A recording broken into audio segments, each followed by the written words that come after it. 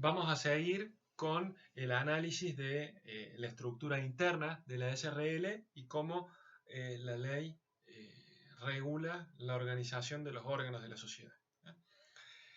Primeramente vamos a estudiar el órgano de administración en la SRL. El órgano de administración en la SRL es la gerencia, que puede estar formada por uno o varios gerentes. El representante de la SRL, el representante legal, va a ser el gerente general o el presidente de la gerencia, de acuerdo a cómo se haya establecido el órgano, cómo se haya establecido el funcionamiento de la gerencia y cómo se haya establecido la representación en el instrumento constitutivo de la SRL. Vamos a leer el 157 y vamos a ir analizando todas las distintas cuestiones vinculadas con la administración de la sociedad. Nos dice el 157. La administración y representación de la sociedad corresponde a uno o más gerentes, socios o no, designados por tiempo determinado o indeterminado en el contrato constitutivo o posteriormente. Podrá elegirse suplentes para caso de vacancia. Si la gerencia es plural, el contrato podrá establecer las funciones que a cada gerente compete en la administración o imponer la administración conjunta o colegiada. En caso de silencio, se entiende que pueden realizar indistintamente cualquier acto de administración. Derechos y obligaciones. Los gerentes tienen los mismos derechos y obligaciones, prohibiciones e incompatibilidades que los directores de la sociedad anónima. No puede participar por cuenta propia o ajena en actos que importen competir con la sociedad salvo autorización expresa y unánime de los socios. Responsabilidad. Los gerentes serán responsables individual o solidariamente según la organización de la gerencia y la reglamentación de su funcionamiento establecidas por el contrato. Si una pluralidad de gerentes participaron en los mismos hechos generadores de responsabilidad, el juez puede fijar la parte que a cada uno corresponde en la reparación de los perjuicios atendiendo a su actuación personal. Son de aplicación las disposiciones relativas a la responsabilidad de los directores cuando la gerencia fuere colegiada. Revocabilidad. No puede limitarse la revocabilidad excepto cuando la designación fuere condición expresa de la constitución de la sociedad. En este caso se aplicará el artículo 129, segunda parte, y los socios disconformes tendrán derecho de receso. Esta última parte, 129, nos lleva a la sociedad colectiva en aquellos supuestos en donde se había estipulado en el instrumento constitutivo la designación de una determinada persona como administrador de la sociedad y los socios habían establecido esa designación como una condición expresa para ser socio. Si por cualquier causa esa persona cesaba en su cargo de administrador, los socios que habían dado su consentimiento como condición expresa, teniendo esa cuestión como condición expresa para dar su consentimiento para ser socios, pueden ejercer el derecho de receso e irse a la sociedad. A mí no yo estaba en la sociedad porque la estaba administrando fulanito tal, se fue fulanito tal, quiero ejercer mi derecho de socio, mi derecho de receso e irme. Dijimos, órgano de administración, la gerencia. La gerencia, la administración. Primero, la representación, ya dijimos, todo va a depender de cómo esté organizado en el contrato. La representación puede ser individual o puede establecerse también de manera plural. Esto nos lleva al 58, el segundo supuesto del artículo 58. ¿Se acuerdan que habíamos hablado del régimen de representación plural? Las obligaciones asumidas por títulos, valores, contratos entre ausentes, contratos por vía de la adhesión y la violación del régimen de representación plural y cómo se protegía a los terceros, etcétera, etcétera. La representación puede ser plural, se puede establecer, si no se establece nada es indistinta, cualquier gerente representa a la sociedad o puede establecerse una representación conjunta o colegiada. La administración, de la misma manera, puede establecerse de manera individual, designarse un solo gerente, la designación de suplentes es optativa, la doctrina critica esto, dice, al igual que en materia de sociedades anónimas, siempre se tiene que nombrar a gerentes suplentes para evitar conflictos. Siempre la buena práctica a los efectos de tener que evitarse ir a un juez para que un juez tome cartas en el asunto cuando, por ejemplo, se mueren los gerentes o lo que fuere, siempre la conveniencia de designar gerentes suplentes. Dicho esto, la gerencia, la administración de la sociedad puede hacerse puede establecerse de manera individual, un solo administrador o varios administradores, varios gerentes. Esos gerentes se pueden manejar de manera pueden ser administradores de manera indistinta, colegiada o conjunta. Eso todo dependerá cómo lo deciden establecer los socios en el instrumento constitutivo. Nos dice el artículo que recién leíamos, el 157, las incompatibilidades son las mismas que la de los directores de sociedades anónimas. Esto nos lleva al artículo 264.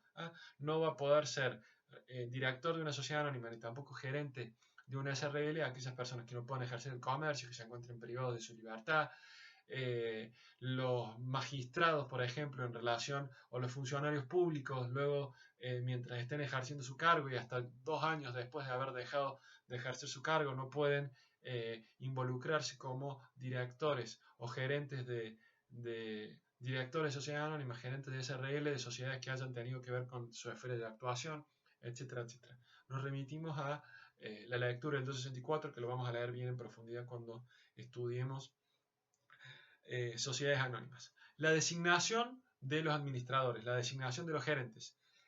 La primera designación la vamos a tener que hacer en el instrumento constitutivo, me dice la ley, la puedo hacer incluso en un acto por separado, pero la voy a tener que inscribir, por supuesto, en el registro público de comercio. Vamos a aplicar siempre las reglas establecidas en el artículo 60. Toda designación de administrador y todo cese de administrador lo voy a tener que publicar e inscribir en el registro público de comercio, artículo 60. ¿Para qué? Para proteger a los terceros. Acuérdense, todo lo que implica el régimen de responsabilidad de los administradores y todo lo que implica la representación. Son dos cosas distintas, pero en ambas cuestiones es importante la publicidad y la inscripción en el registro público para que los terceros puedan actuar en defensa de los derechos, o sea, contra los representantes, contra la sociedad, contra los administradores. Posteriores designaciones de los gerentes, habrá que ver lo establecido en el estatuto social. Si no se establece nada, la regla va a ser van a estar designados los gerentes por mayoría absoluta del capital presente en la reunión de socios. Esto lo vamos a ver bien cuando estudiemos el órgano de gobierno. Artículo 60 nos establece las mayorías para este tipo de cuestiones. Algo que sí es importante en materia de designación de los gerentes es el plazo.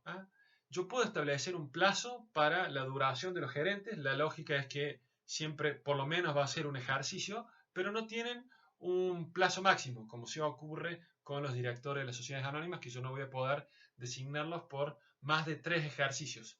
Si bien tanto en las SRL como en las sociedades anónimas los administradores son reelegibles indefinidamente, en las SRL yo puedo estipular que una determinada persona sea designado como gerente de la sociedad por plazo indeterminado, durante lo que dure toda la vida de la sociedad.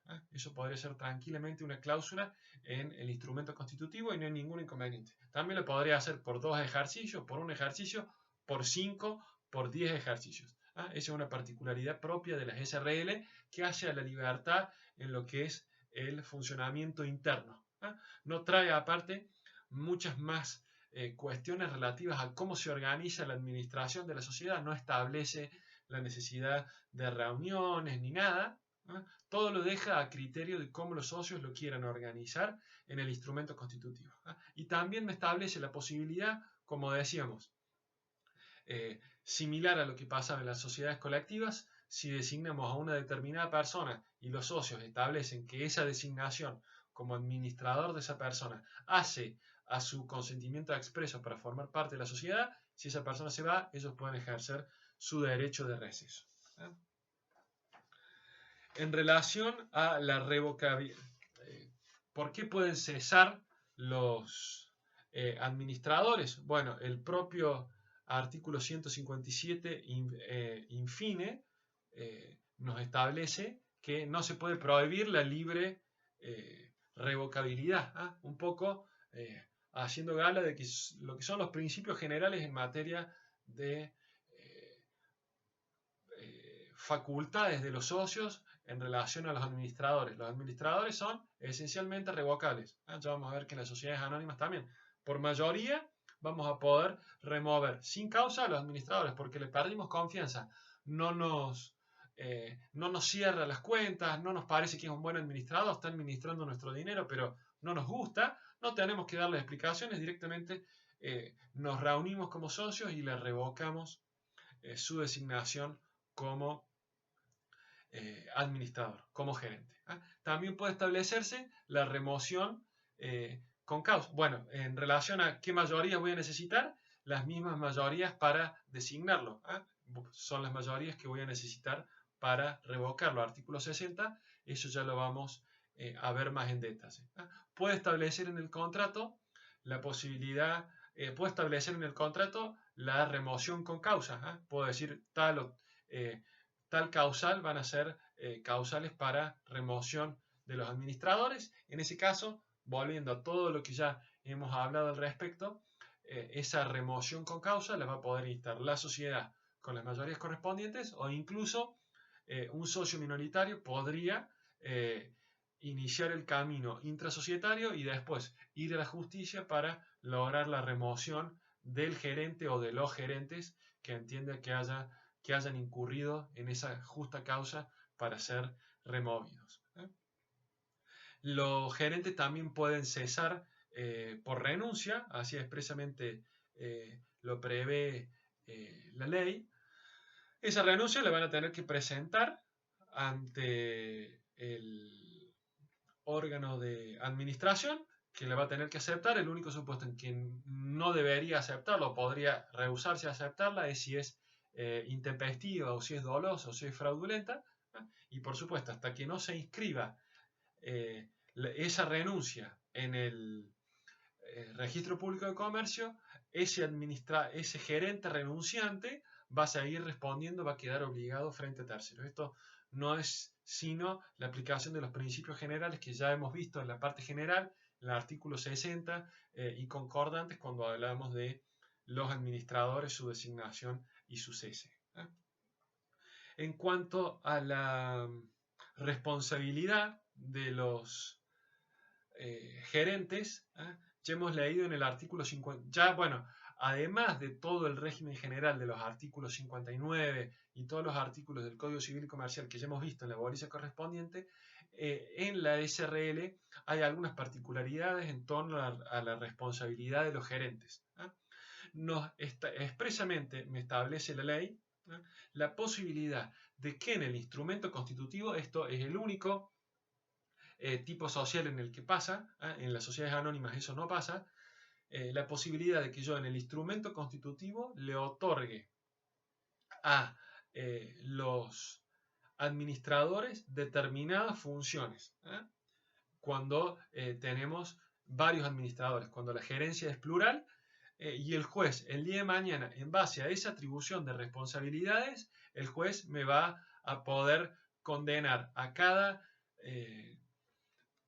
gerente de manera distinta, otorgarle distintas responsabilidades a cada uno de los gerentes de acuerdo a lo que haya sido su actuación personal. Esto no está de la misma manera regulado en relación a los directores de las sociedades anónimas, pero la doctrina entiende que tendremos que aplicarlo de cierta manera analógicamente, esté o no establecido en el instrumento constitutivo o registrado en el registro público de comercio una clara diferenciación en ámbitos de responsabilidad para los administradores. La regla es siempre aplicar los principios generales y la teoría de la causalidad, y no es lo mismo el administrador que está todo el día en la sociedad, el gerente que está todo el día en la sociedad, que aquel que no lo está, que va únicamente cuando lo convocan a alguna reunión. Discusiones que se dan, todos los libros lo plantean a este tema, así que los dejo para que lo profundicen en ese sentido, no hay ningún inconveniente. Si sepamos esa discusión entre relación de causalidad o responsabilidad solidaria, siendo que la ley habla de responsabilidad solidaria. Antes de entrar a hablar de solidaridad, tenemos que hablar de responsabilidad, ¿no?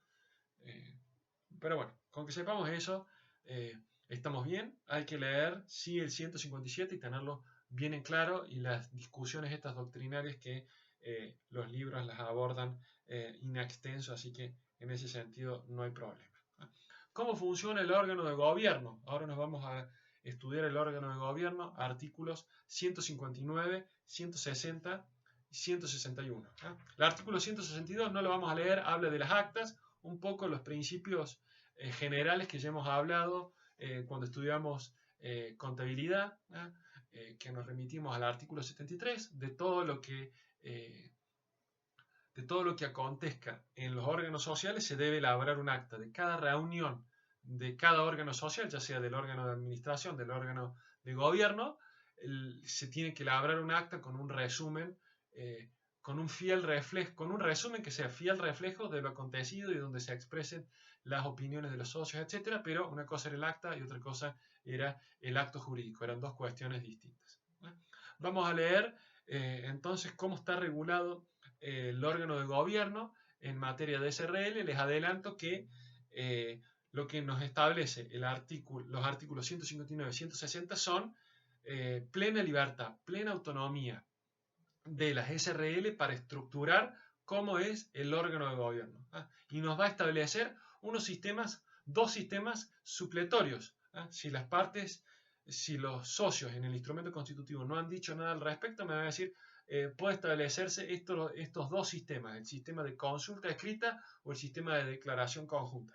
Pero yo puedo tranquilamente, y muchas veces es lo más habitual, que los socios regulen, al momento de constituir una SRL, un régimen particular de organización y de funcionamiento del órgano de gobierno. 159. El contrato dispondrá sobre la forma de deliberar y tomar acuerdos sociales. En su defecto, lo que les decía, son válidas las resoluciones que se adopten por el voto de los socios comunicado a la gerencia a través de cualquier procedimiento que garantice su autenticidad dentro de los 10 días de haberse cursado consulta simultánea a través de un medio fehaciente, o las que resultan de declaración escrita en la que todos los socios expresen el sentido de su voto. Asambleas. En las sociedades cuyo capital alcance el importe fijado por el artículo 299, inciso 2, los socios reunidos en asamblea resolverán sobre los estados contables del ejercicio, para cuya consideración serán convocados dentro de los 4 meses de sus cierres. Esta asamblea se sujetará a las normas previstas para la sociedad anónima, reemplazándose el medio de convocarlas por la citación notificada personalmente o por otro medio fehaciente. Domicilio de los socios. Toda comunicación o citación de los socios debe dirigirse al domicilio expresado en el instrumento de constitución, salvo que se haya notificado su cambio a la gerencia. Mayorías. El contrato establecerá las reglas aplicables a las resoluciones que tengan por objeto su modificación. La mayoría debe representar como mínimo más de la mitad del capital social. En defecto de regulación contractual se requiere el voto de las 3/4 partes del capital social. Si un solo socio representara el voto mayoritario, se necesitará además el voto de otro. La transformación, la fusión, la escisión, la prórroga, la reconducción, la transferencia de domicilio del extranjero, el cambio fundamental del objeto y todo acuerdo que incremente las obligaciones sociales de la responsabilidad de los socios que votaron en contra, otorga a estos derechos de receso conforme a lo dispuesto por el artículo 245. Los socios ausentes o que votaron contra el aumento de capital tienen derecho a suscribir cuotas proporcionalmente a su participación social. Si no lo asumen, podrán acrecentar los otros socios y en su defecto incorporarse nuevos socios. Las resoluciones sociales que no conciernen a la modificación del contrato, la designación y la revocación de gerentes o síndicos se adoptarán por mayoría del capital presente en la asamblea o partícipe en el acuerdo, salvo que el contrato exija una mayoría superior. Voto. Artículo 161. Cada cuota solo da derecho a un voto y rige las limitaciones de orden personal previstas para los accionistas de la sociedad anónima en el artículo 248. Nos dice la ley. Vamos a explicar un poco toda la información que hay en los artículos 159, 160, 161. Dijimos, principio, total autonomía de la voluntad para que los socios estructuren cómo funciona el órgano de gobierno. Si estamos ante una sociedad de responsabilidad limitada, una SRL que tiene un capital mayor a 10 millones de pesos, que va a estar incursa en los términos del artículo 299, inciso 2, la ley nos dice, esa SRL no deja de ser una SRL, lo único que su órgano de gobierno va a tener que ser una asamblea de socios, no asamblea de accionistas, sino una asamblea de socios cuotapartistas, si se quiere, que se va a gobernar en la gran mayoría de sus aspectos, salvo en lo que es la convocatoria, por las reglas propias de la asamblea de accionistas. Y la convocatoria no va a ser necesario hacer publicación en el boletín oficial, sino con una citación directa a los socios voy a cumplir con el requisito de la convocatoria. Eso es si estamos ante una SRL con capital superior a 10 millones de pesos. No obstante ello, yo puedo tranquilamente, por la autonomía y la voluntad que me da el artículo 59, agarrar y decir a nuestra SRL nos vamos a regir conforme las SRL incluidas en el artículo 299. En ese sentido, no hay inconveniente. Y me dice la ley, lo que yo les decía, aparte del principio de libertad, aparte de esta obligación en relación a las SRL del artículo 299, inciso 2, me dice, puede haber dos sistemas establecidos en el contrato constitutivo. El llamado sistema de consulta y el sistema de declaración conjunta. Sobre este último sistema, el sistema de declaración conjunta, la ley no establece mucho, me dice únicamente las que resultan de declaración escrita en la que todos los socios expresen el sentido de su voto. No hay normas que me regulen, lo único que me dice es un acta en donde conste que todos los socios se reúnen y todos los socios expresan su voluntad. Y que todo eso se le abre un acta, para lo cual van a tener que estar todos los socios presentes. Pero no me dice nada más que eso. Perdón. El artículo 159. Pero me va a requerir, por supuesto, la presencia física de todos los socios al momento de esa firma. El otro sistema es el sistema de consulta escrita. Este sistema, si bien no está regulado, no está muy explicado en el artículo 159, consiste en lo siguiente. El órgano de administración quiere llevar a cabo o tiene alguna resolución que corresponde que la tome el órgano de gobierno. Hay que designar administradores, hay que aprobar los estados contables o cualquier otra competencia que se hubiera establecido en el instrumento constitutivo que deben realizar la reunión, mejor dicho, el órgano de gobierno de los socios, los socios reunidos como órgano de gobierno. Lo que va a tener que hacer la gerencia es librarle una comunicación escrita a cada uno de los socios, estableciendo cuáles son los supuestos en donde se requiere su decisión, y los socios van a estar obligados a responder esa comunicación escrita por un sí o por un no. No pueden condicionar su voto, sino que van a tener que manifestar por sí o por no qué es lo que deciden al respecto. La gerencia nos dice dentro de los 10 días de que les llegó la notificación van a tener que responder. Si no responden, se considera que hay silencio de parte de ellos que se han abstenido y por supuesto se va a considerar de manera negativa el voto. Acuérdense, lo que los socios deciden es por sí o por no, ¿verdad? No puede ser condicionado su voto, no puede decir sí, bueno, yo te doy el sí, pero si en vez de hacer 5, hace 7. No, es por sí o por no.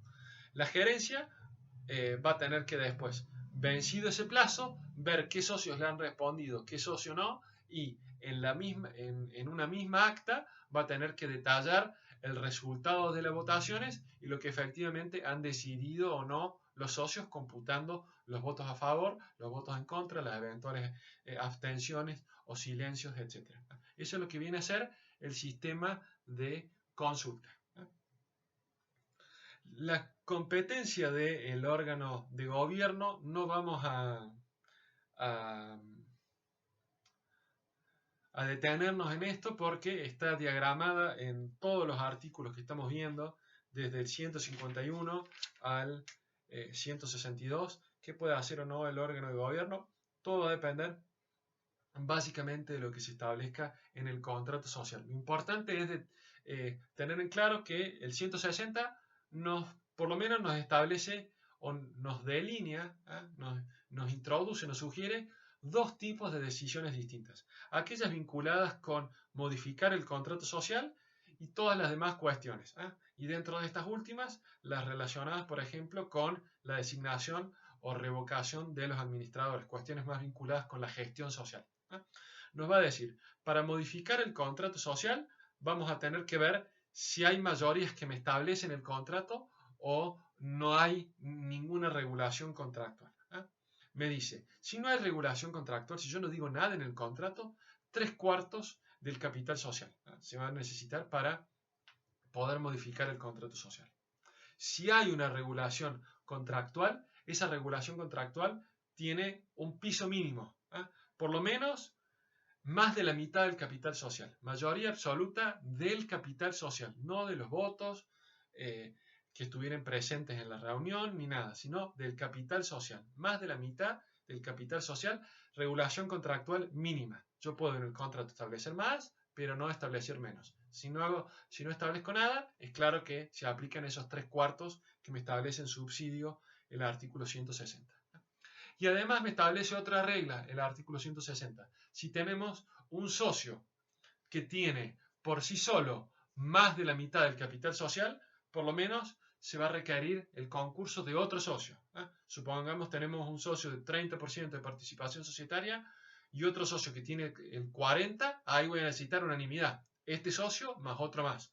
Si tenemos un socio que tiene el 60%, otro socio que tiene el 20% y otro socio que tiene el 20%, voy a necesitar al socio de 60 más uno de esos, o ambos por supuesto, pero por lo menos uno de esos socios con el 20% de participación societaria para poder modificar el contrato social. Eso nos dice el artículo 160. Para las demás cuestiones, aquellas que no están expresamente previstas en el 160, que están vinculadas con la modificación del objeto social o con cuestiones trascendentes al consentimiento, como por ejemplo modificar el domicilio en el extranjero, o incrementar las obligaciones o la responsabilidad de los socios, todo eso, todas las cuestiones que escapen a estas cuestiones y se vinculen más con la gestión de la sociedad, me dice el artículo que vamos a estar a lo que diga el instrumento constitutivo. De lo contrario, si no dice nada del instrumento constitutivo, mayoría absoluta de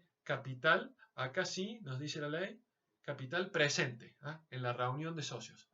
De los socios que efectivamente estén en la reunión, que no puede ocurrir que no todos hayan ido a la reunión de socios o a la asamblea o a la forma en que se haya diagramado la toma de decisiones en materia de SRL, puede ser que no todos los socios estén presentes. Contamos los socios presentes, contamos cuántos votos tiene cada socio y de eso tomamos la mitad y más de la mitad, o sea, la mitad más un voto, eso va a ser mayoría absoluta de votos presentes en la asamblea. Esa va a ser la mayoría, nos habla de mayoría y capital porque no va a haber diferenciación entre capital y votos. Pero esa es un poco la idea para que después lo veamos en comparación con las sociedades anónimas, que más o menos es lo mismo también. Importa el capital presente, no como pasaba en relación a la modificación del contrato social, que es mayoría del capital.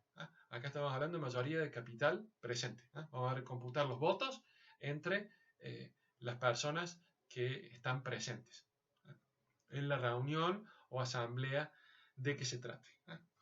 Las resoluciones pueden del órgano de gobierno, al igual que las resoluciones del órgano de administración, además de constar en actas, que esos principios generales ya lo hemos visto, otro principio general van a poder ser impugnadas de nulidad, como ya hemos visto.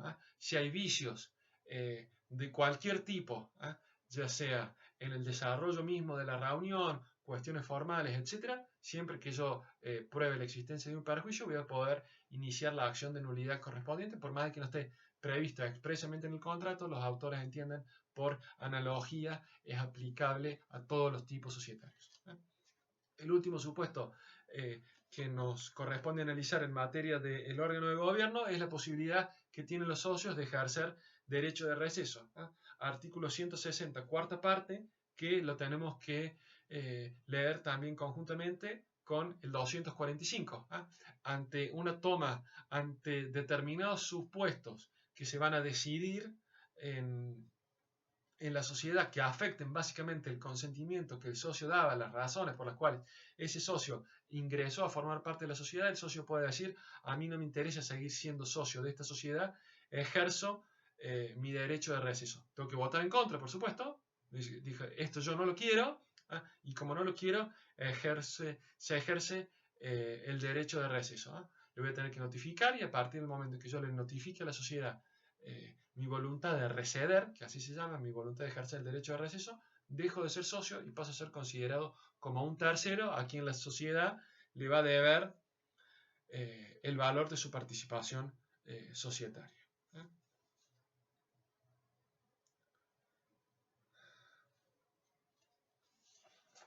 Lo último que nos va a quedar es lo relacionado con la fiscalización en materia de sociedades. En materia de SRL, el órgano de fiscalización es optativo. Si no se ha establecido nada en el contrato social, la fiscalización la van a ejercer cada uno de los socios de manera individual en los términos del artículo 55, ya con todo el alcance del ejercicio del derecho a la información que ya hemos estudiado, no nos vamos a detener en eso. Lo que sí puede establecerse en el instrumento constitutivo es la posibilidad de crear un órgano de fiscalización. Una sindicatura, si es una sola persona, el órgano de fiscalización, o una comisión fiscalizadora, si son varios los miembros de la misma, si son varios los fiscalizadores o síndicos. Así se llama también a los miembros de la comisión fiscalizadora. En el caso de las sociedades, de las SRL alcanzadas por el 299, aquellas SRL que tengan un capital superior a los 10 millones de pesos, esa sí va a ser obligatorio que se constituya un órgano de fiscalización. La fiscalización en ese sentido es obligatoria. Vamos a dejarla ahí del 158, pero es básicamente lo que le está diciendo. Artículo 158. Puede establecerse un órgano de fiscalización, sindicatura o consejo de vigilancia que se regirá por las disposiciones del contrato. Fiscalización obligatoria. La sindicatura o el consejo de vigilancia son obligatorias en la sociedad cuyo capital alcanza el importe fijado por el artículo 299, inciso 2, normas supletorias. Tanto la fiscalización optativa como la obligatoria se aplican supletoriamente las reglas de la sociedad anónima. Las atribuciones y deberes de estos órganos no podrán ser menores que los establecidos para tal sociedad cuando es obligatorio. Ya vamos a estudiar bien las funciones de los síndicos en las en las sociedades anónimas, vamos a ver que es una función vinculada con el control de la legalidad de los actos societarios. Eso se va a aplicar también supletoriamente, según nos dice el artículo 158 de las SRL. El Consejo de Vigilancia, no me detuve en ese tema, es un órgano de fiscalización especial en donde más que control de legalidad hace control de mérito o conveniencia, pero tiene que estar formado no por determinadas personas, como sí se exige para los síndicos, que sean contadores o abogados, sino que el Consejo de Vigilancia va a tener que estar formado por socios de la sociedad. Acá ya no interesa la profesión que tengan, si no son abogados o contadores van a poder ser consejeros de vigilancia, lo mismo. Pero un órgano con escasa utilidad práctica, así que no me pareció oportuno ingresar mucho a esta altura en las SRL en ese tema. Si sepamos que vamos a poder designar síndicos, varios síndicos o uno solo. La lógica sería también que las SRL, si bien no está previsto, pero la remisión a las sociedades anónimas nos indica que se debería nombrar también un síndico suplente, y ese síndico va a tener, o la comisión fiscalizadora, si son más de un síndico titular, van a tener la obligación de controlar la legalidad de los actos societarios, intervenir en todos los actos, dictaminando sobre la legalidad del mismo en todos los actos que lleven adelante el órgano de administración o el órgano de gobierno. Fiscalización que, como dijimos, en los términos, en las sociedades alcanzadas, en las SRL alcanzadas por el 299, va a ser obligatoria. Con esto terminamos la SRL y nos va a quedar en la bolilla siguiente empezar con el estudio de las sociedades anónimas.